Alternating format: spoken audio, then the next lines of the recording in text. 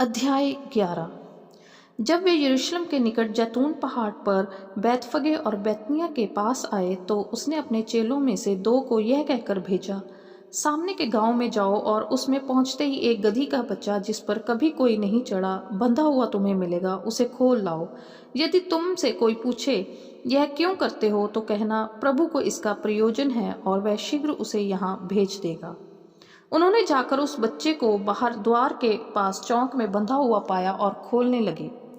उनमें से जो वहां खड़े थे कोई कोई कहने लगे, ये क्या करते हो, गदही के बच्चे को क्यों खोलते हो?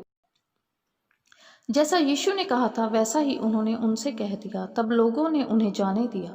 उन्होंने बच्चे को यीशु के पास लाकर उस पर अपने कपड़े डाले और वह उस पर बैठ गया।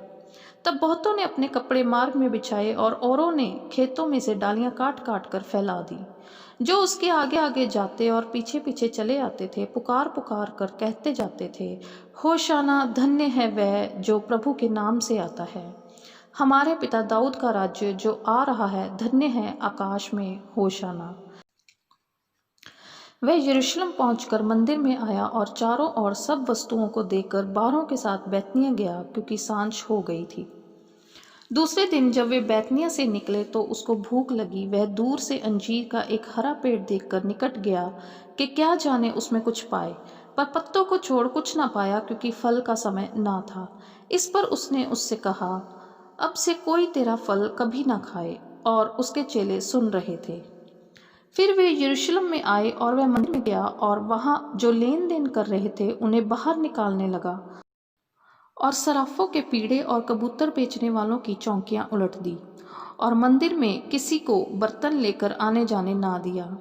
और उपदेश करके उनसे कहा, क्या यह नहीं लिखा है कि मेरा घर सब जातियों के लिए प्रार्थना का घर कहलाएगा? पर तुमने इसे डाकुओं की खो बना दी है। यह सुनकर प्रधान याजक और शास्त्री उसके नाश करने का अवसर ढूंढने लगे, क्योंकि वे उससे डरते थे, इसलिए कि सब लोग उसके उपदेश से चकित होते थे। सांझ होते ही वे नगर से बाहर चले गए। फिर भोर को जब वे उधर से जाते थे तो उन्होंने उस अंजीर के पेड़ को जड़ तक सूखा हुआ देखा। पतरस को वह बात स्मरण आई और उसने उससे कहा, हे रब्बी, देख, यह अंजीर का पेड़ जिसे तूने श्राप दिया था सूख गया है। यीशु ने उसको उत्तर दिया, परमेश्वर पर विश्वास रखो। मैं तुमसे सच कहता हूँ कि जो कोई इस पहाड़ से कहे तू उखड़ जा और समुद्र में जा पड़ और अपने मन में संदेह ना करे वन प्रतीति करे कि जो कहता हूँ वह हो जाएगा, तो उसके लिए वही होगा। इसलिए मैं तुमसे कहता हूँ कि जो कुछ तुम प्रार्थना करके मांगो तो प्रतीति कर लो कि तुम्हें मिल गया और तुम्हारे लिए हो जाएगा। और जब कभी तुम खड़े हुए प्रार्थना करते हो तो यदि तुम्हारे मन में किसी के प्रति कुछ विरोध हो तो क्षमा करो, इसलिए कि तुम्हारा स्वर्गीय पिता भी तुम्हारे अपराध क्षमा करे। और यदि तुम क्षमा ना करो तो तुम्हारा पिता भी जो स्वर्ग में है तुम्हारा अपराध क्षमा ना करेगा।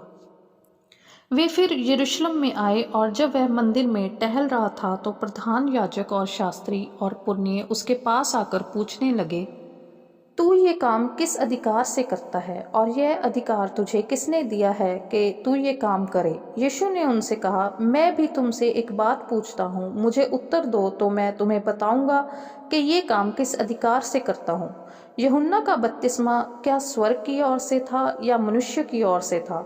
मुझे उत्तर दो। तब वे आपस में विवाद करने लगे कि यदि हम कहें स्वर्ग की ओर से तो वह कहेगा, फिर तुमने उसकी प्रतीति क्यों नहीं की? और यदि हम कहें मनुष्य की ओर से तो लोगों का डर है, क्योंकि सब जानते हैं कि यूहन्ना सचमुच भविष्यवक्ता था।